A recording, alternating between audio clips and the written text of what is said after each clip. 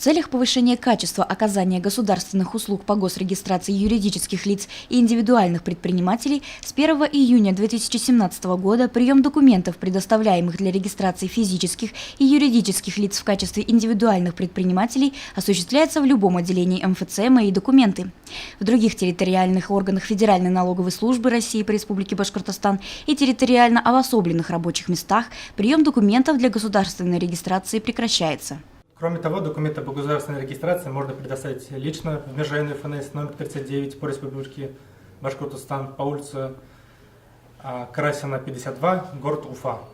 Данные документы можно предоставить лично непосредственно в межрайонный ФНС номер 39, либо посредством почтового отправления с описью вложения, либо в электронном виде при помощи электронной цифровой подписи.